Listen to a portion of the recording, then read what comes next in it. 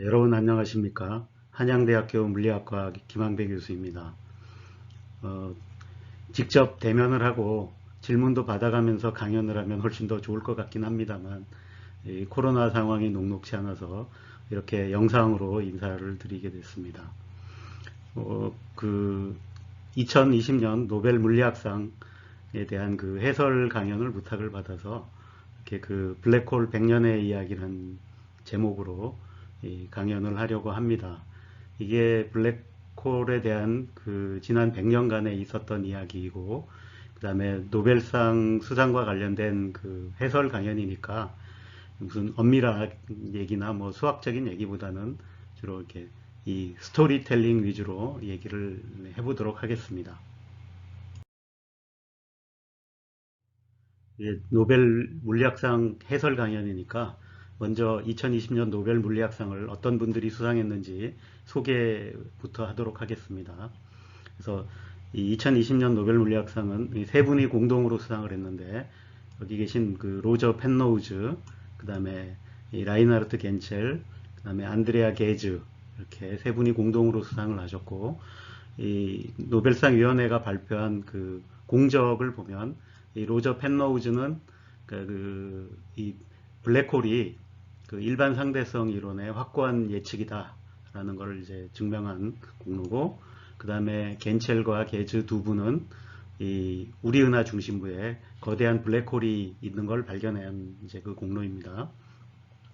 근데 이 블랙홀 얘기를 하려면 뭐 어쩔 수 없이 이제 일반 상대성 얘기부터 시작을 해야 되기 때문에 그 일반 상대성이 나온 게 1915년이기 때문에 그 점을 기준으로 하면 대략 이제 100년 정도 지난 거죠.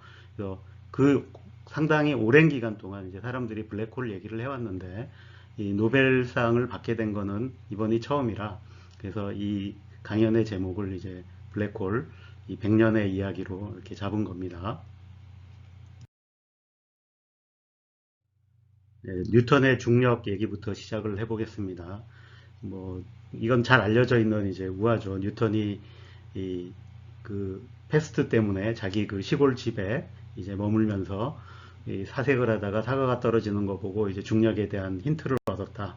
뭐, 네, 뭐 믿어야 될지 말아야 될지는 모르겠지만 그러니까 어쨌든 이 사과가 이제 이 자유낙하하는 거하고 그다음에 이 달이 지구 주위를 도는 것과 이 똑같은 힘의 작용이다라는 것을 발견한 것은 대단히 중요하고 놀라운 발견이었죠.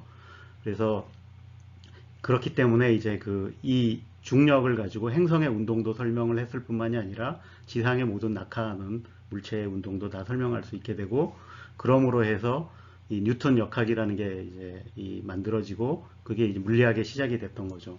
그래서 이 발견은 어떻게 보면 물리학사에서도 굉장히 이제 중요한 발견이죠. 그 뉴턴이 프린키페아에도 그렸다는 이 유명한 그림인데, 그래서 이 사과가 떨어지는 것 같고 이 달이 지구를 도는 거하고 어떻게 같을 수 있냐라는 걸 보여주는 예시죠. 내가 이렇게 던지면 앞에 가서 떨어지는데 세게 던지면 더 멀리 가서 떨어질 것이다. 근데 정말로 세게 던지면 이게 지구를 한 바퀴 돌아서 내 뒤통수를 맞출 것이다. 이제 물론 이렇게 세게 던지기 위해서 사람이 던져서는 안 되니까 이제 대포를 상상해서 이게 뉴턴의 대포라고 불리고 있는 거죠. 그래서 이 이제 근데 이거를 이제 가지고 이 행성의 운동, 그러니까 케플러의 이 세 가지 법칙을 다 설명을 하려니까 결국 그 중력이라는 걸 도입할 필요가 있었고, 그 중력이 이제 거리 제곱분의 1에 반비례하는 그 이제 그런 힘이어야 된다라는 걸 이제 이 중력의 법칙으로 내놓았던 거죠. 그래서 보통 여러분들이 이제 익숙하게 보던 게 이렇게 힘으로 표시한 중력 법칙인데, 뒤에 일반 상대성 이론과 비교를 하려면 그거를 이렇게 이 미분 방정식 형태로 적은 거를 보는 게 더 좋겠죠. 그다음에 중력하고 관련해 가지고 우리가 그 중력 외에도 전자기력이나 강력, 양력 이렇게 세 가지 힘이 더 있어서 총 네 가지 근본적인 힘이 있다라는 걸 알고 있죠. 근데 이 중에 이제 중력이 제일 약한 힘인데, 이 아이러니하게도 이 가장 약하기 때문에 또 반대로 이 가장 큰 세계인 우주를 지배하는 힘이다. 그래서 우리가 우주를 이해하려면 이제 중력을 알아야 된다. 이렇게 됩니다. 네, 뉴턴의 중력 이론은 20세기 전까지는 거의 완벽한 이론이었습니다.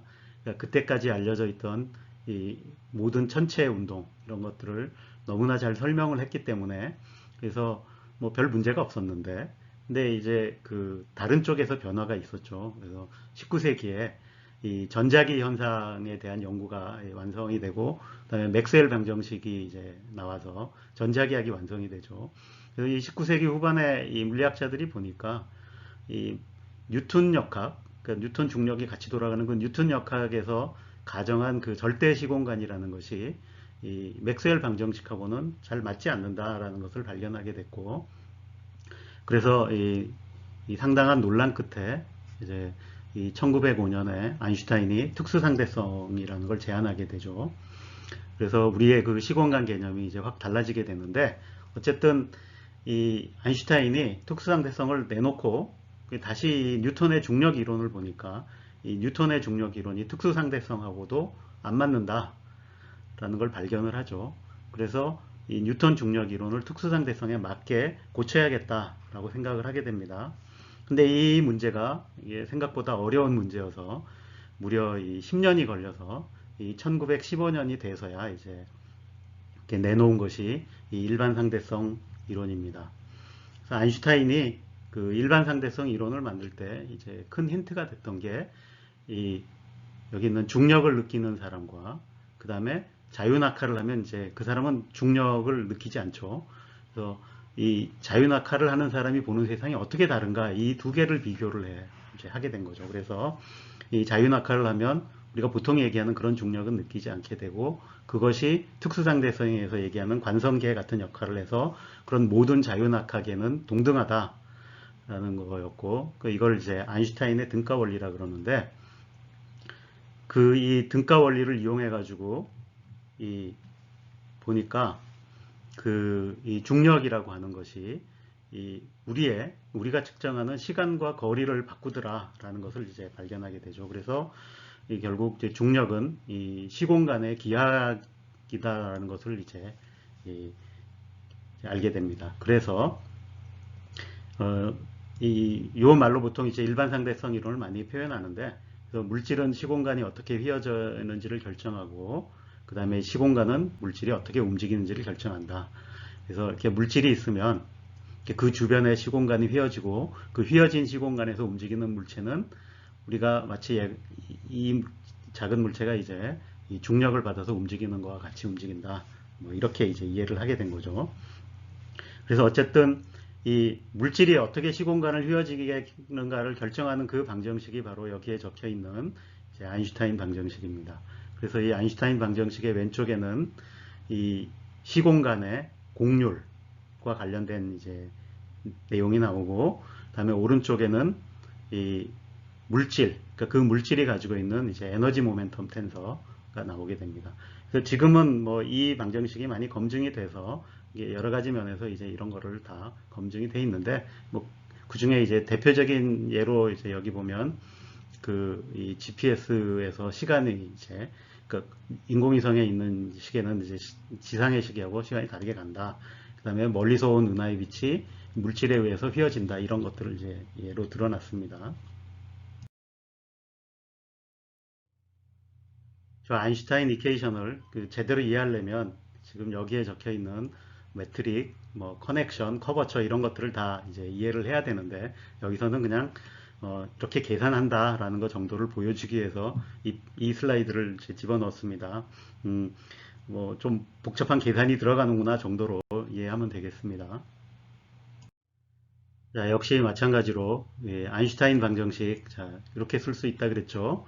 그래서 이 아인슈타인 방정식, 이 왼쪽은 아인슈타인 텐서라고 부르는데 이 시공간의 공률을 나타내고 오른쪽은 이 시공간에 들어있는 물질의 에너지 이 모멘텀 텐서인데, 그래서 여기 보면 이제 다양한 명칭들이 있죠. 그래서 이 제로 성분을 이제 에너지 덴시티라고 부르고, 이 공간 성분의 이제 이 대각 성분은 이제 프레셔에 해당하고 뭐 이런 등등 게 있습니다.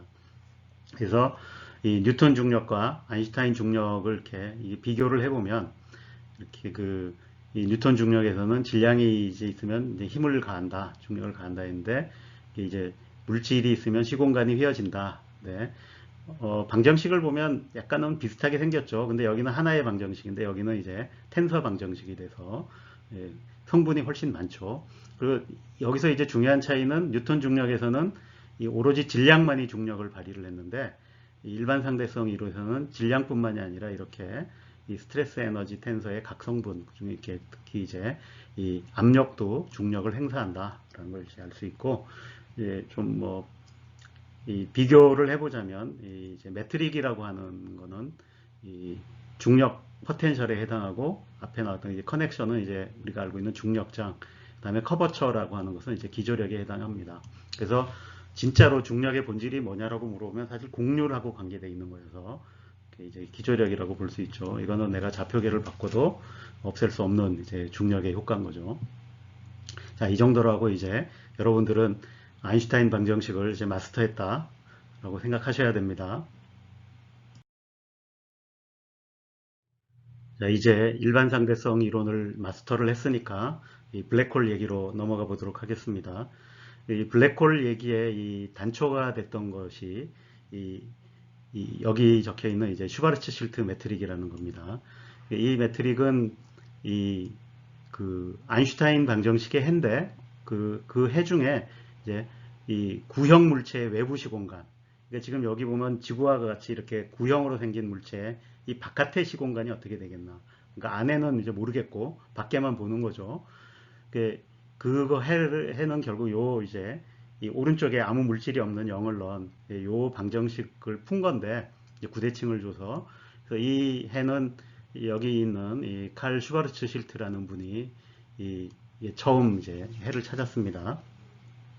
근데 이 아인슈타인이 일반 상대성 이론을 내놓은 게 1915년인데 근데 그 논문을 이분이 바로 그 읽고 이제 뭐 어떻게 쏙쏙해서 바로 찾아내서 1915년 같은 해에 이제 찾아냈습니다. 근데 이 슈바르츠 실트가 이때 뭘 하고 있었냐면 요 기간이 이제 그 세계 1차 대전 중이죠.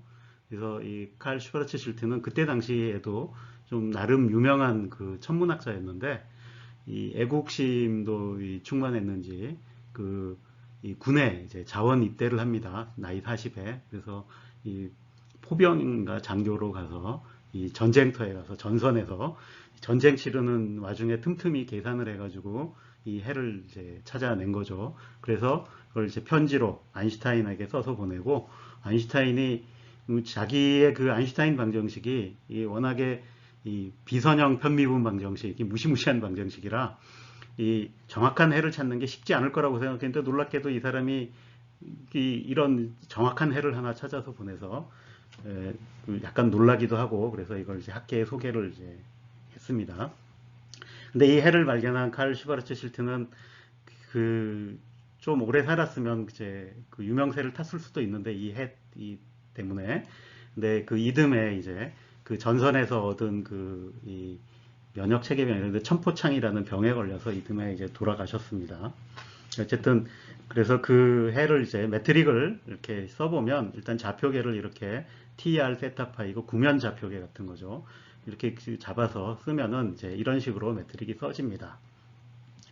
근데 이제 여기 보면은 이 매트릭에 이 매개 변수가 하나 있어요. 여기 RS라는. 근데 요게 어떤 의미를 가지는가를 알려면 그러니까 결국 이 해라는 게 무슨 아주 특별한 해가 아니라 사실은 뉴턴 중력에서도 굉장히 중요한 해에 해당하죠. 왜냐하면 구형의 물체가 있을 때 그 구형의 물체 주변에 중력 포텐셜이 어떻게 되느냐 이런 문제 아니에요. 근데 그건 이제 우리가 뉴턴 중력 알면 답을 알고 있죠. 이렇게 주어진다라는 거를. 근데 결국 이 일반 상대성의 그 아인슈타인 방정식을 풀어서 나온 이 해도 결국 약한 중력, 그 다음에 그 약한 중력은 이제 중심에서 거리가 멀 때겠죠. 거기서 해보면 뉴턴 중력하고 일치해야 될 거예요. 그래서 그 일치해야 된다라는 조건을 가지고 이렇게 쭉 해보면 결국 여기 있는 그 매트릭에 이 제로 성분이 우리가 보통 알고 있는 이 뉴턴 중력의 포텐셜과 같아야 되고 그럼 요거하고 요거를 비교해 보면 똑같이 생겼죠. 그러니까 이걸로부터 이 RS라고 부르는 요 매개 변수가 이렇게 2gm 나누기 c제곱으로 주어져야 됩니다. 그래서 이거를 이제 슈바르츠-실트 반지름이라고 부릅니다.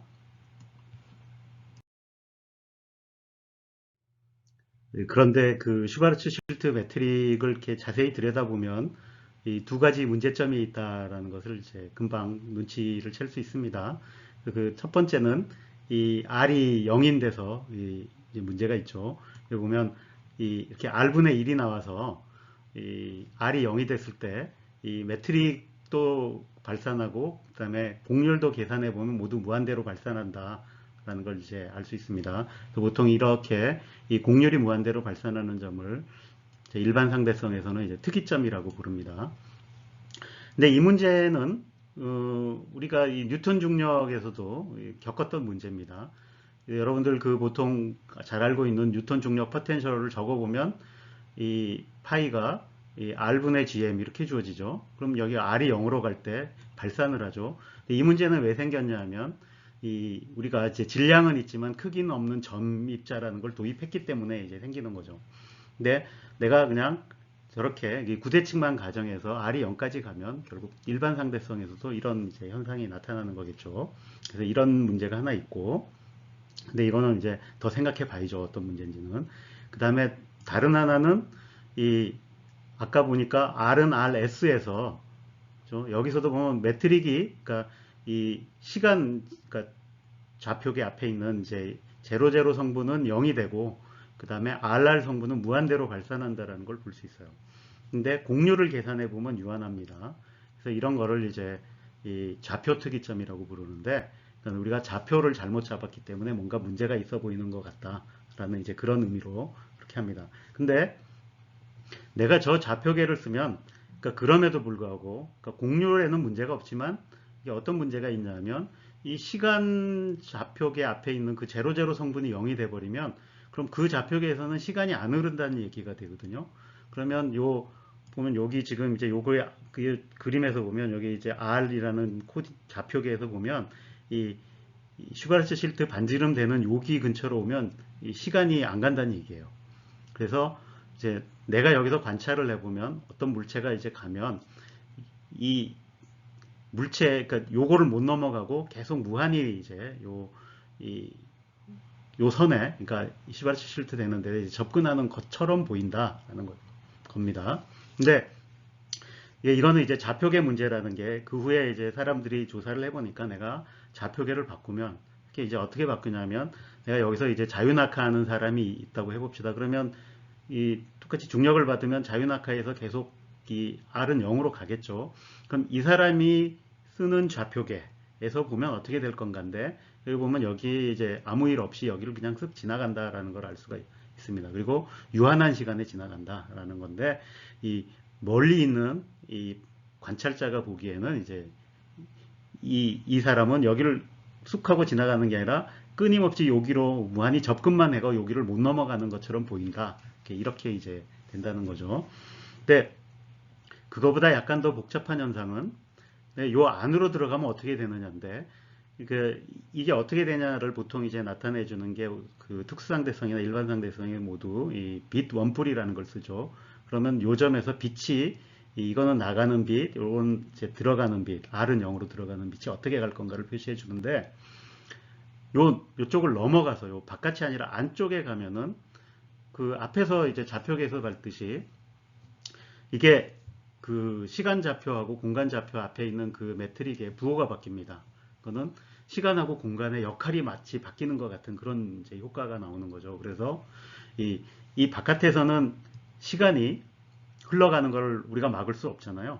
근데 그 똑같은 게 요 안에서는 시간 대신에 R이 0으로 가는 거를 막을 수가 없어요. 그래서 이 안에 들어온 물체는 여기만 넘어서면 무조건 R은 0으로 어떻게든 가야 됩니다. 이게. 그래서 결국 이 안에 한번 들어가 있는 놈은 어떻게도 바깥으로 내가 나가려 그래도 빛도 못 나간다라는 거죠. 그래서 이 안에를 이제 볼 수가 없다. 빛이 못 나오니까. 이 바깥에 있는 사람은 요 슈바르츠-실트 안쪽을 볼 수가 없어서 이게 마치 우리가 지구에서 보는 지평선하고 똑같은 역할을 하죠. 이 그 지구에 지평선이 생기는 이유는 지구가 둥글기 때문, 구기 때문이죠. 그래서 내가 어느 높이에서 멀리를 보면 이 접선 방향, 구의 접선 방향까지만 보이고 거기를 넘어가면 이제 안 보이는 거하고 이제 비슷해서 이걸 이제 지평선이라고 부르는데 보통 이제 정확하게는 사건의 지평선이라고 부릅니다. 그러니까 이런 게 생겨서 뭔가 특이한 점이 이제 있다라는 거죠. 그래서 저 지평선이 실제로 생기느냐? 그러니까 이 문제는 결국 구형 물체가 있는데 이 구형 물체의 반지름이 슈바르츠 실트 반지름보다 작아지면 그죠? 그러면 저 매트릭이 적용이 될 테니까 그럼 어떻게 되겠는가를 지금 묻는 거하고 똑같습니다.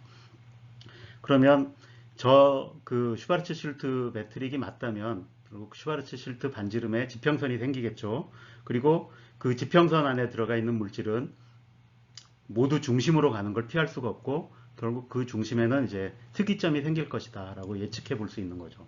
그래서 이게 얼마나 진짜 그럴듯한 거냐라는 걸 보기 위해서 이 슈바르츠 실트 반지름의 크기를 구해 볼 수 있습니다. 그러니까 아까 슈바르츠 실트 반지름이 이제 이렇게 주어진다 그랬는데 내가 여기다가 실제로 이제 질량 값을 하나 넣어 보는 거죠. 그래서 지금 요 식이 얘기해 주는 게 뭐냐면 여기 이제 m에다 이렇게 이 동그라미 점 찍은 거는 태양 질량을 얘기합니다. 그래서 태양 질량을 넣으면 슈바르츠 실트 반지름이 3km가 된다라는 거죠.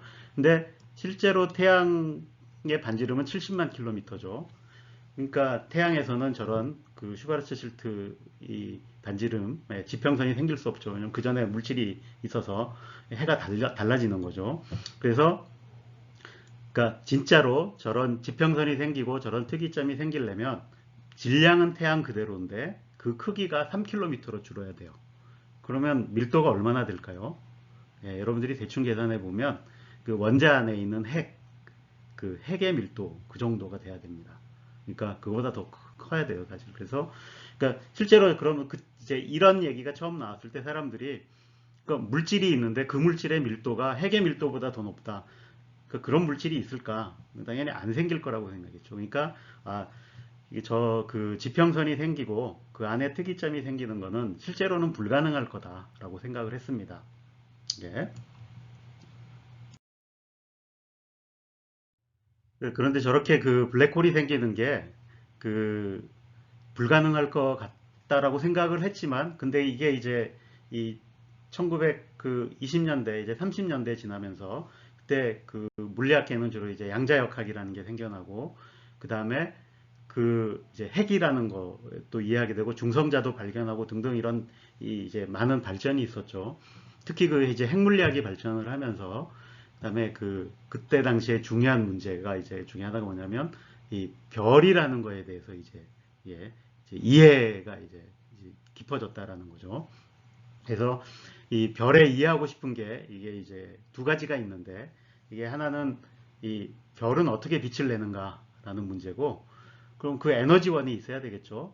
근데 두 가지를 생각을 할 수가 있어요. 그래서 하나는 중력 수축으로 얻는 에너지죠. 그러니까 물질이 흩어져 있다가 점점 중력에 의해서 모여들면 중력 포텐셜 에너지가 줄어들죠. 그러니까 여러분들이 아마 그 역학이나 이런 데서 배우면서 중력 포텐셜 에너지 계산해 보면 대략 이렇게 m 제곱 나누기 r 이런 형태로 주어진다라는 걸 알 수 있죠. 그래서 내가 r이 줄어들면 점점 더 이제 줄어들겠죠. 그래서 물질이 모이면 그만큼 여분의 중력 포텐셜 에너지가 있고 그거를 이용해서 이제 이 빛을 낼 수 있을 거다라고 이제 생각을 했던 거죠. 근데 이 간단하게 계산을 해볼 수 있어요. 예를 들어 태양 정도 크기 되면 이용할 수 있는 중력 포텐셜 에너지가 얼마고 그게 얼마까지 줄어들면 근데 그때 당시에는 이게 얼마나 줄어들지 모르니까 대충 뭐 밀도가 한계에 도달하면 어떻게 되나 이렇게 해서 해봤더니 별의 그 태양의 수명이 1억 년을 채 못 넘더랍니다. 그러니까 이 중력 수축으로만 해가지고는 저 태양이 굉장히 이제 오래 살았을 것 같은데 왜냐면 지구의 나이도 있고 하니까 이게 이제 설명이 안 되는 거죠. 그러고 나서 이 핵의 이제 핵물리의 발전으로 핵이 분열하거나 핵이 융합하면서 큰 에너지가 나올 수 있다는 걸 알게 됐고 이 핵융합을 통해서 이제 에너지를 얻어서 별이 빛날 수 있다. 이런 거를 이제 알게 된 거죠. 그 다음에 이 두 번째 문제가 그럼 별은 이게 어떻게 이 안정된 상태를 유지하는가? 근데 그러니까 별이 중력이 항상 중요하게 작용하면 중력은 계속 잡아당기는 힘만 있으니까 수축하려고 했죠. 그래서 물질이 계속 뭉치려고 하는데 그럼 그럼 계속 크기가 줄어들어야 되죠. 근데 태양을 보면은 크기가 줄어드는 것 같지 않거든요. 안정되게 계속 빛을 내는 거죠. 그래서 이건 어떻게 가능한가인데, 근데 결국 기본적으로 이 중력에 저항하는 이제 압력이 있어서, 그러니까 그 중력과 압력이 균형을 이루어서 이제 안정된 상태를 유지한다라고 이제 이해할 수 있는 거죠. 그럼 그 다음 문제는 그럼 그 압력이 이제 왜 생기는가 이거를 봐야 되는데, 압력이라고 하는 게 기본적으로 운동 에너지에서 생기는 거니까 이 운동 에너지가 어디서부터 오느냐에 따라서 이 열에서 오는 거, 그러니까 온도가 높아서 오는 걸 이제 이걸 열 압력이라고 부를 수 있고, 이거 말고도 별을 이해하는 데는 겹침 압력이 작용을 하더라라는 걸 이제 깨닫게 됩니다. 이게 1930년대쯤이니까 이제 이 양자역학이 이제 자리를 잡고 거기에 이제 페르미온들이 이제 베타 원리 때문에 이제 같은 상태에 많이 못 들어가서 이런 이제 겹침 압력이 생긴다라는 거를 이해하게 된 거죠. 근데 이 기본적으로 별이 처음에 이제 그 먼지들이나 이렇게 물질들이 많이 모여서 중력 수축을 시작하면 처음에는 이 중력 에너지를 운동 에너지로 전환을 해서 그럼 그 온도와 압력이 올라가겠죠. 온도가 올라가면 압력도 올라가니까 이게 그러면 이제 중력 수축을 멈출 수 있을 것 같은데, 문제는 이렇게 온도가 올라가면 빛도 낸다라는 거죠. 빛을 내면 이제 에너지를 방출하는 거니까 그럼 쉽겠죠. 그래서 온도가 내려가면 압력이 떨어져요. 그러면 다시 중력 수축이 더 일어나면서 그 에너지로 이제 다시 이제 빛 에너지를 계속 내는 거죠. 그렇게 해서 빛 에너지는 계속 낼 수 있는데, 문제는 중력 수축을 멈추게 할 수는 없다라는 거죠. 그래서 이 다른 작용이 없으면 계속해서 이제 크기가 줄어드는 일이 일어나야 되는데, 이, 이 태양 같은 경우에는 이렇게 이 중력 수축으로부터 에너지를 얻는 게 아니라 핵융합 반응으로부터 에너지를 얻으면 이 에너지가 빛 에너지를 방출되니까 이 온도와 압력을 일정하게 유지할 수 있어서 이제 안정된 상태에 갈 수 있다. 이렇게 해서 이제 이해를 하는 거죠. 자, 그런데 그럼 이 핵융합 연료가 다 떨어지면 어떻게 되느냐? 그럼 더 이상 에너지 공급이 안 되니까 그 열에서부터 오는 그 열 압력이 더 이상 작용을 하지 않죠. 그러면 이제 중력 수축이 이제 일어나게 되는데, 이때 이거를 이제 다른 종류의 압력, 그 근원이 이제 양자역학에서 온 겹침 압력이라는 게 있어서 이제 이런 걸 이제 어느 정도 버틸 수 있게 해줍니다. 근데 그래서 이 겹침 압력에 대해서 뭐 자세하게 설명은 이제 안 하겠습니다만, 기본적으로 페르미 온도는 이렇게 온도가 0일 때도 이 겹침 압력에 의해서 압력이 작용하죠. 그러면 이게 이 페르미 에너지까지 상태가 차기 때문에 상당한 이제 운동 에너지를 가지고 있어서 그것들이 이제 압력을 이제 작용을 하는 거죠. 그래서 그러니까 이 핵융합 연료를 다 소진하고 나서 어떻게 되느냐는 이 이제 별의 이 전체 질량이 얼마였느냐가 이제 핵심 관건이 됩니다. 그래서 그 질량에 따라서 결국 운명이 결정이 되는데, 특히 그 중심부의 이제 질량이 이제 중요한데, 그 중심부의 질량이 그 태양 정도 되면 어떤 일이 일어나냐면, 이제 이 핵융합이 다 끝나고 난 다음에는 중력 수축을 한 끝에 이 전자의 겹침 압력에 의해서 이제 이 중력 수축이 이제 멈추는 그런 별을 이제 백색 외성이라고 부릅니다. 근데 사람들이 저거를 이 당시에 이제 그 열심히 또 연구를 해보니까 그 이런 식으로 전자의 겹침 압력에 의해서 이 중력 수축을 막는 데는 한계가 있더라라는 거였고, 그래서 그 중심부의 질량이 그 태양 질량의 1.4배를 넘으면 이런 방식으로는 이 수축을 못 이루더라라는 거예요. 그래서 저보다 그럼 더 크면 어떻게 되느냐? 이게 그 다음에 또 해봤더니 이제 그 다음에는 이 전자의 겹침 압력이 아니라 그 다음엔 더 수축된 상태에서 이제 중성자의 겹침 압력에 의해서, 근데 여기 왜 뜬금없이 중성자가 나오냐고 하겠지만, 이게 그 전자의 겹침 압력 단계를 지나서 수축이 계속 일어나면 결국 이 전자의 밀도가 높아지기 때문에 이 전자의 이제 페르미 에너지가 올라가죠. 그래서 그 페르미 에너지가 이 양성자와 중성자의 질량차보다 더 커지면 전자하고 양성자로 이렇게, 근데 그 전자가 에너지가 워낙 크니까 이 전자와 양성자가 이렇게 떨어져 있는 것보다 두 개가 합쳐서 중성자로 있는 게 더 안정된 상태로 가버립니다. 그래서 이렇게 굉장히 질량이 큰 별의 중심은 이 전자와 양성자가 합쳐져서 중성자가 많아지는 그런 상태가 되고, 그런 중성자가 이제 겹침 압력이 높아지면서 이 중력 수축을 막는 이제 이런 별을 이제 중성자 별이라고 하게 됩니다. 그래서 이것도 이렇게 자세하게 연구를 해보니까 이제 한계가 있더라. 이게 그래서 그거를 이제 톨만, 오펜하이머, 볼코프 한계라 그러는데, 요보다 이제 이 찬드라세카르 한계보다는 크죠. 그래서 그보다 큰 요 정도여서 이게 여기 언서턴티가 굉장히 큰데, 그 이유는 이제 실제로 이 중성자 별을 이루는 물질의 상태에 따라서 이게 좀 달라질 수 있기 때문에 그런 겁니다. 그래서 이제 요새 이제 더 정확한, 최근에 정확한 계산에 의하면 이제 이 정도 범위일 거다. 이거를 넘어가면 중성자 별도 못 견디고 무너진다. 이런 건데, 최근에 이제 그 관측까지 중성자 별의 한계 질량, 그 중성자 별이 많이 발견이 됐기 때문에 그것들의 질량을 다 조사해 보니까 한계 질량이 이 근처가 아닐까라고 이제 보고 있어요. 근데 그래서 이 중심부의 질량이 이 질량마저 넘어가면 어떻게 될 거냐? 그러면 이제 더 이상 중력 수축을 막아줄 압력을 행사할 수 있는 어떤 것도 없는 거죠. 현재 그 물리학 이론에 따르면 그걸 막을 수가 없는 거죠. 그럼 결국 중력 수축이 계속 일어나서 붕괴가 일어나서 결국 블랙홀이 생길 것이다 라고 이제 생각하게 된 거죠. 예. 그래서 이제 블랙홀이 생기는 걸 피할 수 없으니까 진짜 저게 존재할지도 모른다라는 이제 생각을 하게 되겠죠. 그 전에는 그런 게 존재할 거라고 아예 안 믿었다가 이제 이런 가능성을 다 이해를 하게 되니까 저게 진짜로 있을지도 모르겠다라는 이제 생각을 했던 거죠. 이게 지금은 이제 블랙홀이 다 존재한다고 이제 믿고 있고, 그 다음에 별에 대해서도 훨씬 더 잘 이해하고 있기 때문에 지금 이 그림에서 보여드리는 게, 그러니까 그 처음에 별의 그 질량이 얼마냐에 따라서 별의 운명이 어떻게 달라지나 이런 걸 보여줍니다. 그래서 기준이 될 만한 게 이제 그 태양 같은 건데, 이 태양은 이제 이 해결료를 다 소진하고 나면 적색 거성이 됐다가 결국 이제 아까 설명한 이제 백색 외성이 될 거다라는 거고, 그보다 이제 더 무거우면 이제 이 중성자별로 가고, 근데 그거보다 더 무거운 별들은 이제 초신성 단계를 거쳐서 결국 이제 블랙홀로 갈 거다. 뭐 이런 거를 이제 전체적으로 이해하고 있습니다.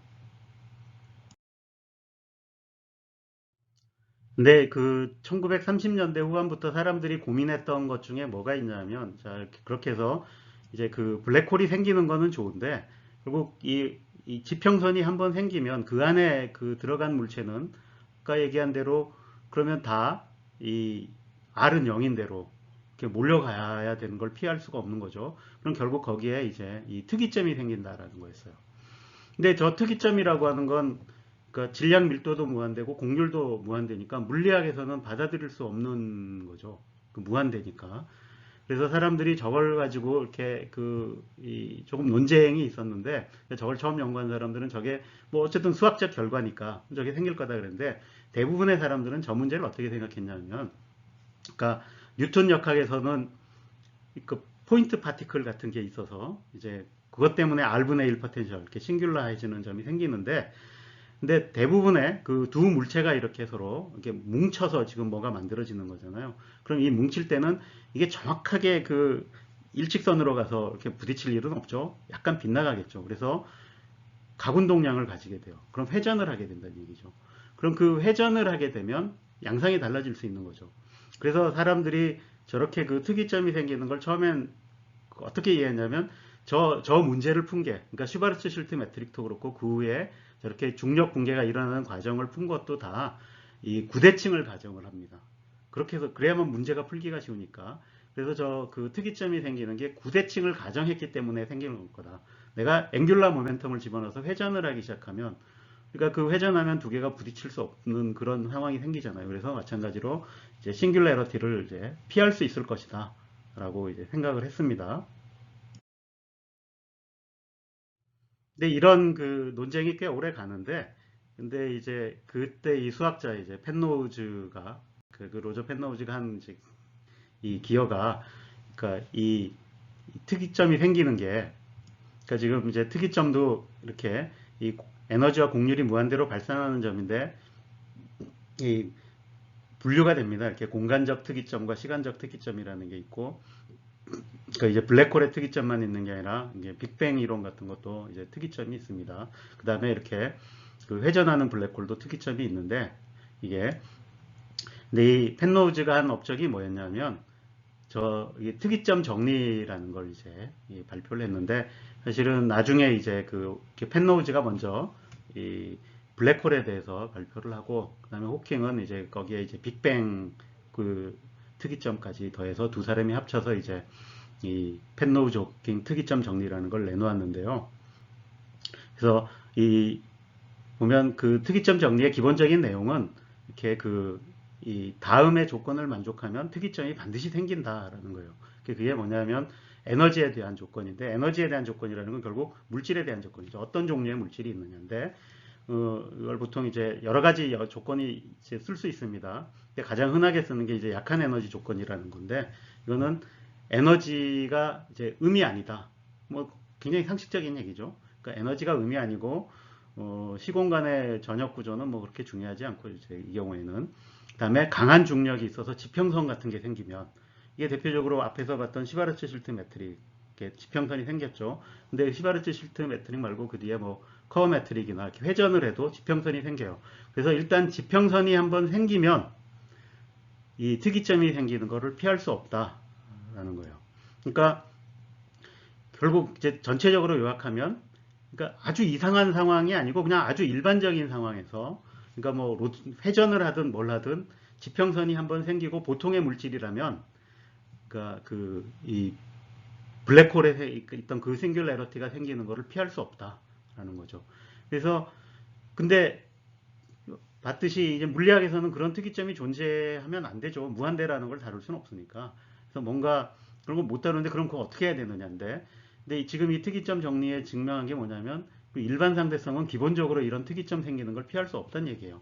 그 얘기는 일반 상대성 이론이 완전한 이론이 아니라는 거죠. 뭔가 결국 내가 특이점 근처에 가서는 다른 이론으로 대체가 돼야 될 거다. 근데 그게 그 이론은 뭐냐? 그 이제 특이점이 안 생기게 하는 이론이면 되겠죠. 그래서 이제 몇 사람이 이런 제안들을 해놨는데 최근에는 그게 결국 이 양자중력 이론일 거다. 그게 뭔지는 모르지만, 그러니까 중력하고 양자역학을 같이 해서 이렇게 만든 그런 이론이 들어와서 이런 싱귤러리티 근처에서는 중력이 달라질 것이다라고 이제 보고 있습니다. 그 특이점 정리도 나오고 하니까 이제 블랙홀이 진짜로 있을 것 같거든요. 근데 그 와중에 이제 1967년에 이 중성자 별이 있다라는 게 이제 확인이 됩니다. 그래서 이, 이 조셀린 베릴과 그 다음에 이제 안토니 휴이시 두 사람이 이 펄사를 하나 찾아냈는데 이 펄사는 이제 주기적으로 전파가 굉장히 강하게 나오는 거예요. 그 중에 이제 이 펄사를 찾아냈는데 굉장히 주기적이고 일정한 폭을 가진 이런 전파가 나오는데 결국 이게 뭔가를 보니까 이 중성자별이라는 것이 있는데 아까 앞에서 봤죠. 이제 중성자별이라는 게 생길 수 있는데 이 보통 중성자별은 자기장이 굉장히 커서 이렇게 그 자기장축이 있고 그 자기장축이 이제 회전축하고 일치하지 않으면 이게 이 자기장 쪽으로 보통 에너지가 많이 발산이 되는데 이게 회전을 하니까 이게 뺑뺑 도는 거죠. 그럼 마치 서치라이트가 돌듯이 도는데 이거를 지구에서 보면 일정한 간격으로 뭔가 펄스가 하나씩 오는 걸로 보인다. 그래서 이 펄사가 이 중성자 별이다라는 게 이제 확실해진 거죠. 그래서 중성자 별이 존재하는구나 라는 걸 이제 사람들이 믿게 된 거죠. 근데 중성자 별이라는 게 존재하니까 그 다음 단계인 블랙홀도 있을 것 같거든요. 그래서 이 블랙홀을 찾아보자 라고 이제 나서게 된 거죠.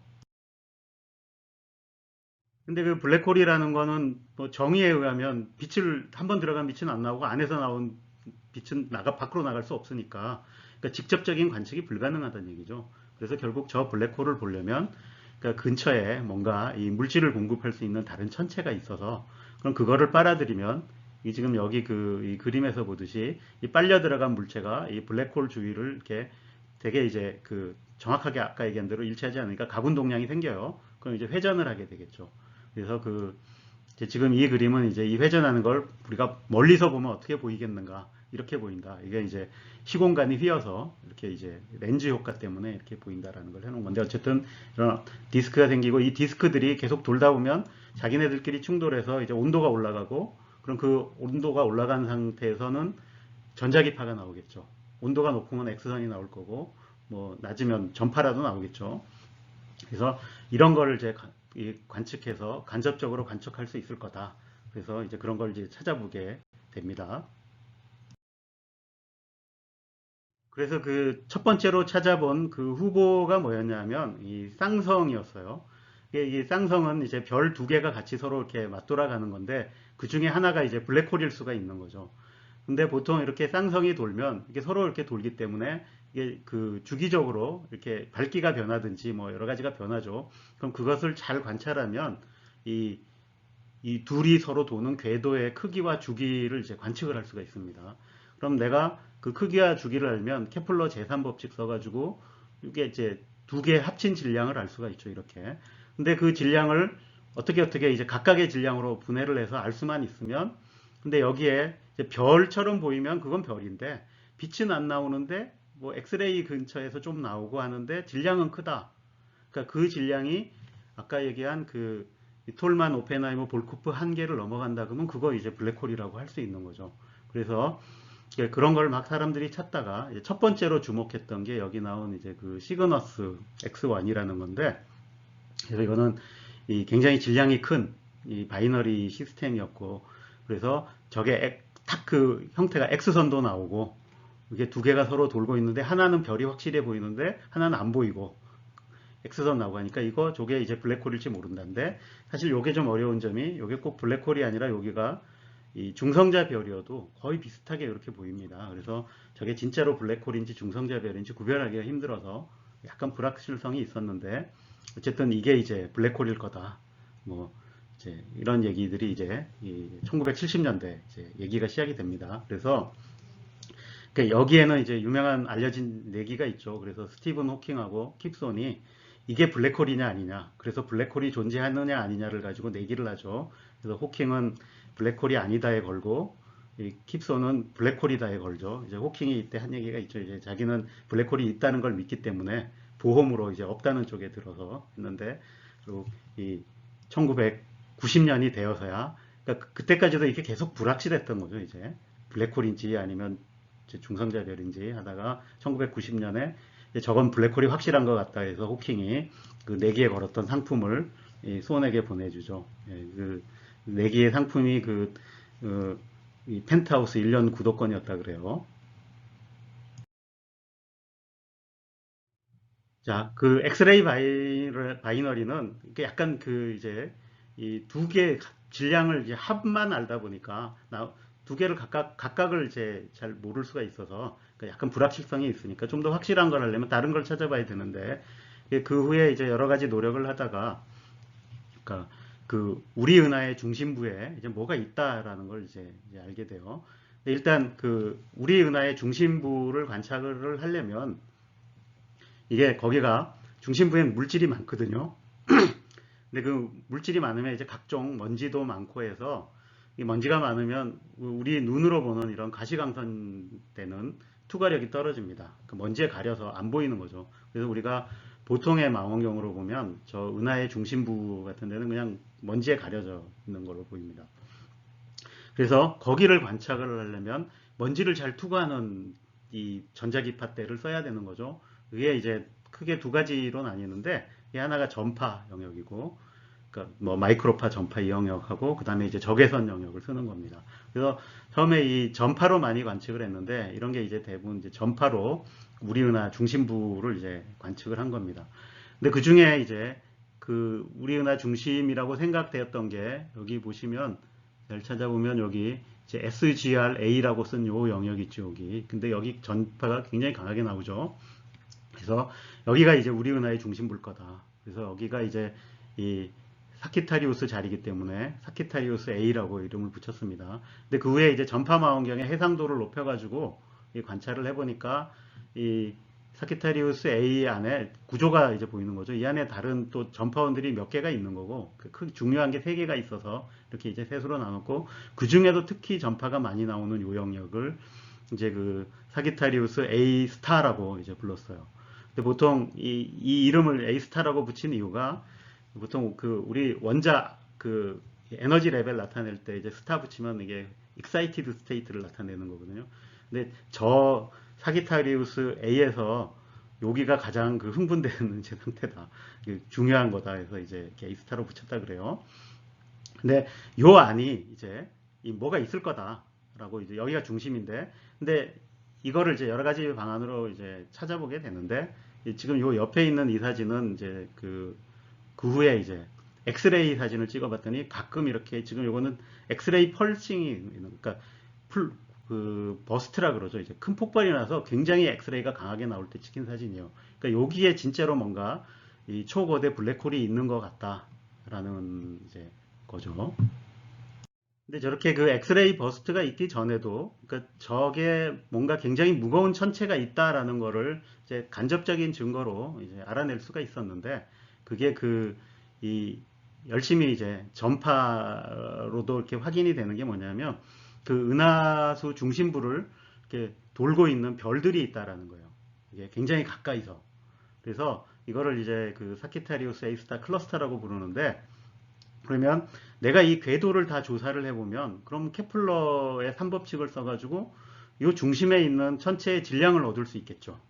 그래서 이거를 이제 궤도를 제대로 구해보자 해가지고 이제 이 프로젝트를 이제 출범을 시키는데, 이때 이제 이 1990년대 말에서 2000년대 초까지 이 라인하르트 겐체라고 안드레아 게즈가 이 이제 적외선 영역을 택해서 적외선 망원경으로 이 은하 중심부를 열심히 관찰하는 거죠. 이게 이제 궤도가 도는데 시간이 걸리니까 이거 한 궤도 다 얻으려면 꾸준히 관찰을 해야 되겠죠. 그래서 꾸준히 관찰해서 데이터를 이제 쌓는 거죠. 그렇게 해가지고 이제 여기 그 중심부를 돌고 있는 이 별들의 궤도들을 이런 식으로 이제 찾아내는 겁니다.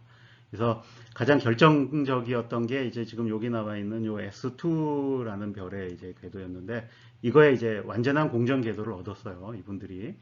그래서 이제 케플러 계산 법칙으로부터 저기 있는 천체의 질량이, 그러니까 이 태양 질량의 260만 배다고, 그 다음에 저 궤도가 최고로 가까이 가는데, 이런 데 보면 제일 가까이 가는데도 그 지평선을 넘어가진 않으니까 계속 도는 거겠죠.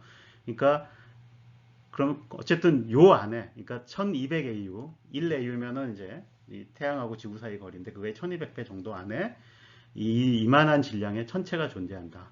근데 이 크기 안에 이 정도 질량이 되는 만한 거는 결국 블랙홀밖에 없을 것이다 라고 결론을 내린 거죠. 그래서 이게 이제 우리 은하 중심에 있는 블랙홀을 본 것이다 라고 인정을 받게 된 겁니다. 근데 그 후에도 이제 좀 더 정밀한 관측이 이루어지고, 그 다음에 더 가까이 도는 것들이 발견이 돼요. 지금 여기 보면 S14 이런 것들이 이제 발견이 되죠. 더 가까이 돌아요. 그럼 이런 걸로 해가지고 현재 이제 추정을 보면, 그러니까 그 안에 있는 이제 질량이 이 태양 질량의 430만 배 정도 되고, 그 다음에 이제 이 범위는 이제 120AU 안에 존재한다라고 해서 했는데, 그럼 이 태양 질량의 430만 배이면 슈바르츠-실트 반지름은 얼마냐 하면 이제 한 0.1AU 정도 됩니다. 그러니까 여전히 이 지평선 근처까지 뭐 돌고 있는 이런 거는 아닌 거고, 그거보다는 1000배는 큰 거죠. 그래서 근데 그렇지만, 그러니까 지평선 근처는 못 보지만 어쨌든 이 정도로 보건대 이거는 이제 블랙홀은 확실하다. 뭐 이렇게 보고 있는 거죠, 이제. 21세기로 넘어와서는 저 블랙홀의 존재가 전혀 생각지도 않았던 데서 이제 확인이 되는데, 그건 이제 중력파 검출이 되면서입니다. 그래서 이 중력파라는 게 이제 커다란 질량을 가진 것들에 무슨 이렇게 큰 일이 생기면 그 시공간의 요동이 이제 파동으로 전파하는 일이 생긴다. 그래서 그런 그 대표적인 게 뭐냐면, 이제 서로 돌고 있던 블랙홀이나 중성자별이 두 개가 합쳐서 하나의 블랙홀이 된다든지 하는 그런 일이 있으면 이제 이 중력파가 나올 거다. 네, 이런 거를 이제 연구를 해서 시뮬레이션을 이제 이렇게 이 그림에서 이렇게 보듯이 이렇게 두 개가 서로 이렇게 돌면은 점점 돌면서 중력파로 에너지를 내보내기 때문에 이 거리가 가까워집니다. 그러면 점점 더 빨리 돌게 되고 중력파가 강해지죠. 그 다음에 블랙홀이 되는 순간 이제 다 이제 사라져 버리죠. 이제 진짜로 블랙홀이 돼서 더 이상 밖으로 안 나오니까. 그래서 이 과정을 다 시뮬레이션하고 계산을 하고 예측을 하는 거죠. 이런 이제 중력파가 나올 것이다. 그래서 그거를 이제 검출하기 위해서 그러니까 이 그림에서 보이는 이런 이제 거대한 이 검출 장치를 만듭니다. 이거는 이제 리고인데 이 레이저 간섭계라는 걸 써가지고 이제 이렇게 수직 방향으로 놓고 이게 이제 실제로 이쪽 방향 이게 한 4km 되는데 이 길이가 달라지는 거를 이제 재는 거죠. 길이가 얼마나 달라지느냐 뭐 엄청납니다. 이 장치가. 그래서 이, 이 양성자의 1000분의 1 크기 그 정도를 검출해내는 거라 그래요. 어쨌든 이거에 검출에 성공을 했고 이걸 통해서 실제로 두 무거운 블랙홀이 합쳐져서 블랙홀이 되는 현상이다라는 걸 이제 확인을 한 겁니다.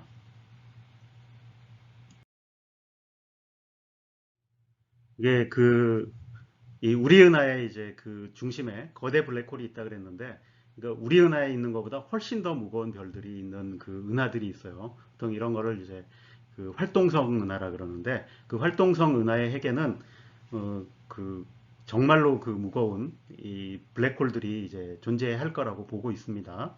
근데 그 중에 하나를 이제 한 2년 전쯤에 이 사진을 찍어내는데 이제 성공을 했죠. 그게 이제 M87이라는 이 은하인데, 지금 여기 보면 이게 이제 허블 망원경으로 찍은 M87인데 M87이 여기 있는 거죠. 여기 은하가 있고, 지금 여기 나온 건 그 은하에 이게 이제 거대한 블랙홀에서부터 뿜어져 나오는 제트, 이쪽으로 엄청난 에너지가 나가는 거죠. 그러니까 이걸 찍은 거고, 그럼 여기 안에 이제 이게 은하인데 요 안에 은하의 또 그 중심부를 봐야 되는 거죠. 그래서 이 정밀하게 볼 필요가 있죠. 그 은하의 중심부에 블랙홀이 있으면 이렇게 제트가 나가고 그 주변에 이제 이 물질들이 이렇게 돌면서 쌓여서, 근데 그 중에 이제 물질들이 많이 모이는 영역이 있어요. 이렇게 궤도가 형성되는 그 영역에서 이제 어떤 일이 일어나는가를 보는데, 여기는 이제 전파 영역을 본 거죠. 그래서 그거를 제 사진을 찍어낸 겁니다.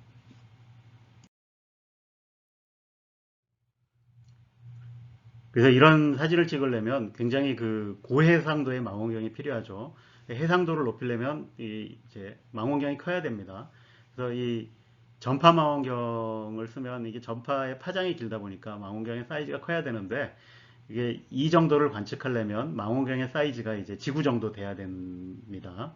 근데 지구 정도 되는 전파 망원경을 만들 수는 없으니까 그 어떻게 하냐면 이 전 지구 영역에 이렇게 전파 망원경 몇 군데 이렇게 있는 것들을 이제 활용해서 이 간섭계라는 방식으로 이렇게 그 동시에 이제 관측을 해서 이 비교해서 보는 거죠. 그러니까 그런 식으로 하면 굉장히 좀 이제 수학적으로 복잡하고 기술적으로 어렵긴 하지만 마치 지구 전체만한 이제 이런 전파 방향으로 관찰하는 효과를 얻을 수 있습니다.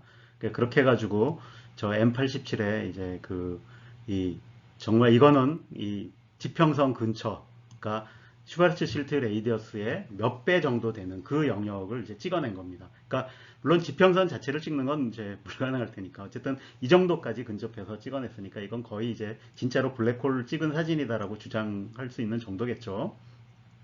그래서 뭐 이런 데도 성공을 했다. 그래서 이제 블랙홀이 이제 가상의 얘기가 아니라 실제로 이제 존재한다라는 걸 이제 확실히 입증을 했다고 볼 수 있습니다. 네, 아인슈타인이 일반 상대성 이론을 내놓고 그다음에 슈바르츠 실트가 그 블랙홀 솔루션을 이제 찾아낸 게 이제 100년이 넘게 지났죠. 근데 그 이후에 꾸준한 발전을 통해서 이제 이게 일반 상대성 이론의 확실한 예측이고, 그 다음에 진짜로 존재한다라는 것까지 이제 확인이 된 거죠. 그렇다고 해서 이 블랙홀의 모든 문제가 풀린 것은 아직 아닙니다. 그래서 그 전에 일단 이 싱귤레리티 특이점을 어떻게 할 거냐, 이거는 이제 뭐 전반적으로 이제 양자중력 이론이 필요할 거다라고 보고 있는데, 그러니까 이 특이점뿐만이 아니라 사실은 지평선에서도 문제가 완전히 해결된 건 아니다라는 게 현재 이제 입장입니다. 그래서 이 일반 상대성 이론에 따르면 지평선은 그냥 내가 밖에서 볼 때는 뭔가 거기가 이제 안이 안 보이니까 뭔가 굉장히 특이해 보이지만 내가 거기를 우주선을 타고 진짜로 지나가면 별일 없다. 이게 이 일반 상대성 이론의 입장이었는데, 최근에 이제 예를 들어서 양자중력 이론인 이제 촉근 이론 같은 거에 따르면 이 지평선에서 무슨 일이 일어난다. 이게 전반적인 이제 이 공감대가 형성되어 있는 얘기입니다. 그래서 이런 얘기도 재미있긴 한데 뭐 좀 슬라이드는 준비를 했는데 시간이 다 된 것 같아서 그냥 오늘의 그 블랙홀 얘기는 이 정도에서 마쳐야 될 것 같습니다. 예, 지금까지 잘 들어주셔서 예, 감사합니다.